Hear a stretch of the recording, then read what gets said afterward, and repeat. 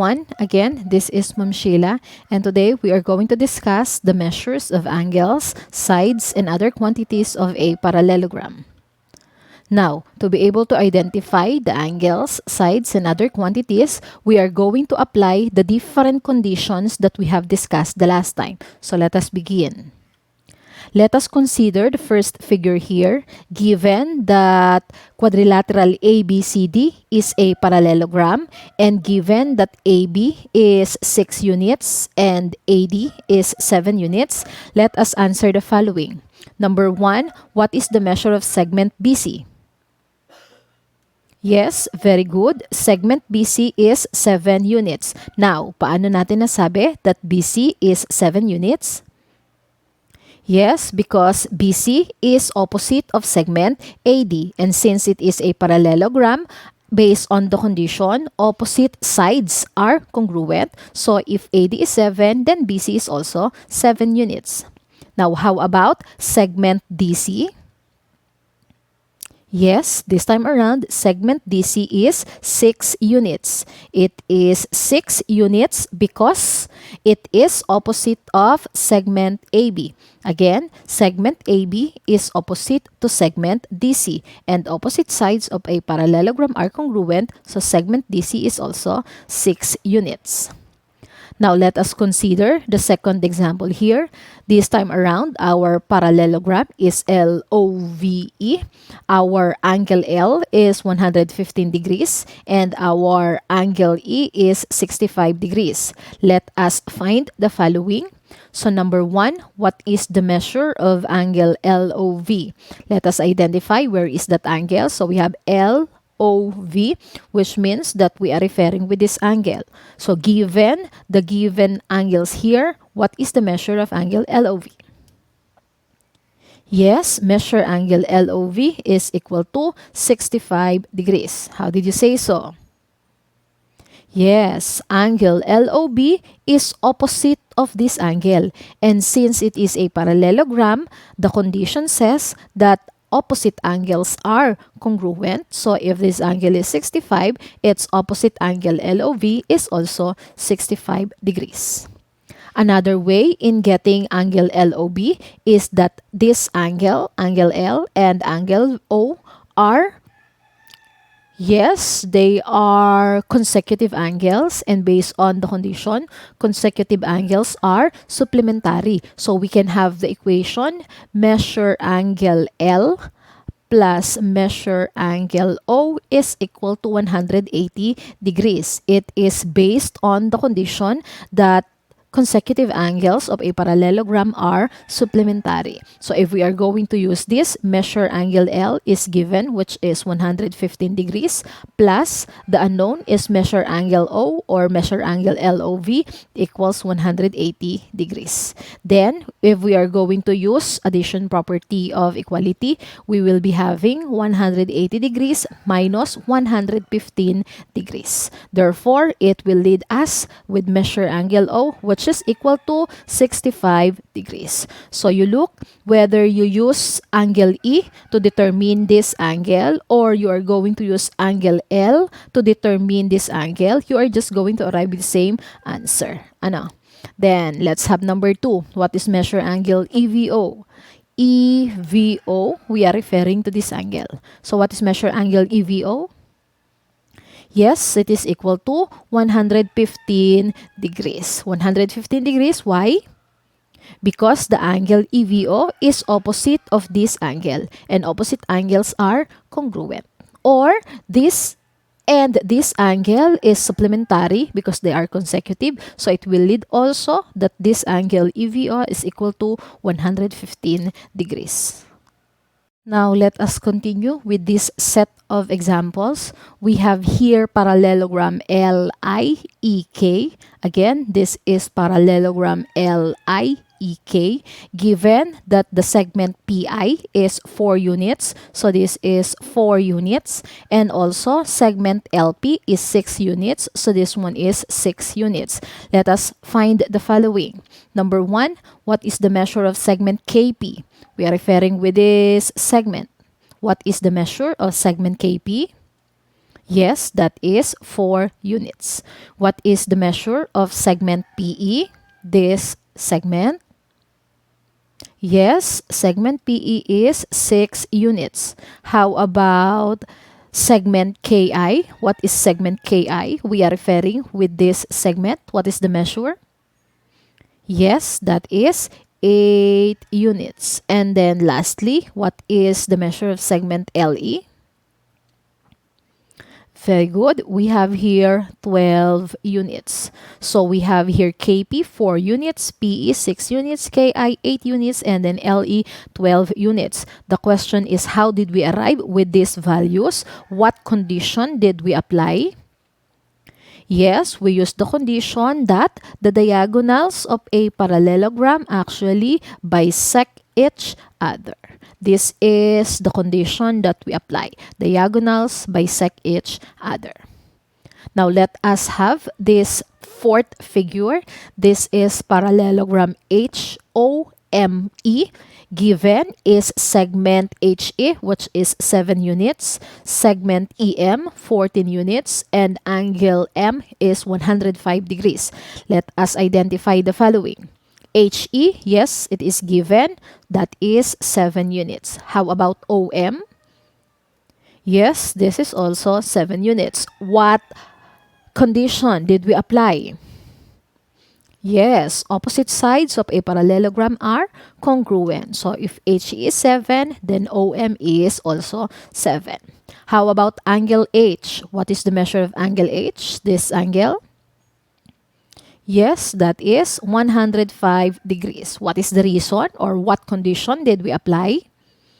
We have here opposite angles are congruent. Angle M and angle H are opposite angles, therefore they are congruent. So if angle M is 105, it means that angle H is also 105 degrees. How about angle O? We are referring with this angle. What is the measure of angle O? Yes, we have here angle O that is equal to 75 degrees. For what reason? Yes, consecutive angles are supplementary. So if we have here 105 and this is angle O, consecutive sila. So angle M, we have measure angle M plus measure angle O is equal to 180 degrees because they are supplementary. We have here measure angle M, 105 degrees, plus the unknown is measure angle O, that is supplementary, so 180. Again, using APE, addition property of equality, we will be having here 180 degrees minus 105 degrees. And of course, measure angle O, if we subtract, that is 75 degrees. Again, we are just applying here the conditions for us to identify the measure of the angle, sides, and other quantities of a parallelogram. Now let us have this new set of examples. In here, you are going to find the values of x, y, and z in each parallelogram. Again, given the figure is a parallelogram, let us identify the following. We have a given here, this angle measures 61 degrees. So let us find first x, which is an angle. So what is the measure of angle x? Yes, x is equal to 119 degrees. Paano natin nakuha? We have 180 minus 61, that is 119 because this is 61 and it is supplementary to x. So we have 180 minus 61, that is 119 degrees. How about y, which is also an angle? This one is y. What is the measure of y? Yes, it is equal to 61 degrees. Bakit ulit? It is opposite of the given angle, 61 degrees. And then how about z? What is the measure of z? An angle also. It is opposite to angle x, therefore they are congruent. So if x is 119 degrees, it means that angle z is also 119 degrees. Let us consider letter V. We have here x, y, and z. Given this angle is 53 degrees, this side is 7.5 centimeter, and another side here is 9 centimeter. Let us find the following. Let us start with x. X is actually an angle here. What is the measure of angle x? Yes, very good. That is 53 degrees. It is opposite the given angle, so that is 53. How about y? Y is a side. What is the measure of our side y?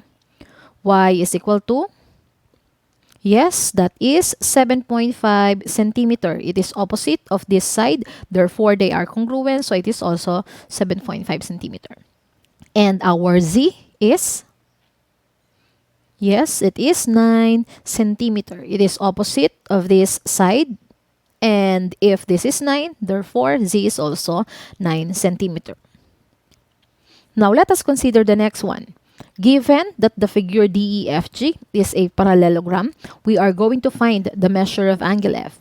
Again, the given is parallelogram DEFG. We are going to find measure angle F. This is measure angle F. So what is the equation that we are going to use, or what is the condition that we are going to use? Knowing that the given here is angle E and angle D. Okay, how is angle D related to angle E? What is the relationship between the two? Yes, angle D and angle E are consecutive angles. Ano? Now, if they are consecutive angles, what can we say with angle D and angle E? Yes, angle D and angle E, angle D and angle E are supplementary. Paano natin nasabing supplementary? Since it is a parallelogram, angle D and angle E are consecutive angles, therefore they are supplementary. And again, what do we mean by supplementary? It means, yes, it means that the sum of the two angles is equal to 180 degrees. Now, using the condition that consecutive angles of parallelogram are supplementary, what will be our equation? The equation will be measure angle D plus measure angle E is equal to 180 degrees using the condition. Now, we are going to substitute the given. We have angle D, that is 2x plus 12. And we have here angle E. Based on here, angle E is 5x. So we have plus angle E again is 5x. So let's have plus 5x equals 180 degrees. Then let us simplify here. We are going to combine similar terms. We have 2x plus 5x, that is 7x. And then plus 12 equals 180 degrees. Then we have here 7x. Using APE, we will be having 180 minus 12. Let us simplify 180 minus 12. So we have 7x equals, what is 180 minus 12? That is 168. If that is 168, what are we going to do next? Using MPE, we are going to divide both sides by 7. So this will be cancelled out. So what will be the value of x? Yes, 168 divided by 7 is 24. So, the value of x is 24. Now, ano ba yung hinahanap natin? Sabi dito, find the measure of angle F. If you are going to look at here, what are you going to use? Yes, pwedeng angle D. You can use angle D. Measure angle D is equal to measure angle F. Why? Because they are opposite angles and they are congruent. So measure angle D is equal to measure angle F. Now we have here measure angle F. Measure angle F equals, our measure angle D is 2x plus 12. We have here 2x plus 12. Based on here, that's 2x plus 12. So to find measure angle F, you are just going to substitute the value of x, which is 24. So we have here plus 12. So we have 2 times 24, that is 48 plus 12. So we have 48 plus 12, that is 60. So measure angle F is equal to 60 or 60 degrees. Or we can use another equation that measure angle E plus measure angle F is equal to 180 degrees. Bakit? Because angle E and angle F are supplementary. They are consecutive angles. So we have here angle E, we have here 5x plus measure angle F is equal to 180 degrees. And then we have here 5 substitute the value of x, which is 24, plus measure angle F is equal to 180 degrees. So we have here measure, we are going to multiply 24 times 5, that's 0. Carry 2, so that's 120. So this one is 120 plus measure angle F equals 180 degrees. Using APE, we have measure angle F equals 180 minus 120. And if we get the difference, measure angle F is equal to 60 degrees. So any of the condition that you are going to apply, you are going to arrive with the same answer. I hope you get it. Now let us have another example. Again, same figure, but this time around, we have here segment EF is equal to 3x minus 5 centimeters and DG is equal to x plus 7 centimeters. Ang tinatanong, what are the measures of EF and DG? So let us determine first the relationship between the two. We have here EF, ilagay natin. We have here 3x minus 5 centimeters. And then we have DG, that is x plus 7 centimeters. Now, what is the relationship between the two segments? Yes, they are opposite sides. And based on the condition, opposite sides are congruent. So the equation that we can use is, we have segment EF is equal to segment DG. Our reason is that opposite sides of a parallelogram are congruent. Then we substitute EF, that is 3x minus 5, equals DG is x plus 7. You are going to combine similar terms. We will be having 3x using APE. We will be having minus x here, equals, we have here 7. Using APE again, we will be having positive 5. So we have 3x minus x, that is 2x, is equal to 7 plus 5, that is 12. Using MPE, multiplication property of equality, we need to divide it by 2 or multiply it by 1/2. This will be cancelled out, which means that x is equal to 6. Ang tinatanong is the measure of EF and DG.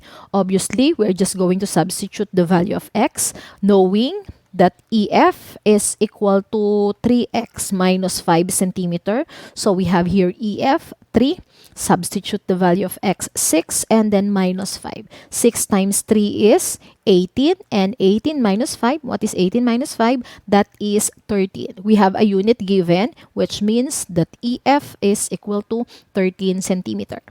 And as we all know, EF is equal to DG. So we can say that DG is also 13 centimeter. Now, just to make sure that DG is really 13 centimeter, let us use the given expression here, that DG is equal to x plus 7. So you are going to substitute the value of x, which is 6, and then add 7, and then 6 plus 7 is 13. The unit is centimeter. So both EF and DG is equal to 13 centimeter. And the condition that we use is the opposite sides of a parallelogram are congruent. I hope you get it. That's it for today. I hope you understand it. Thank you for watching.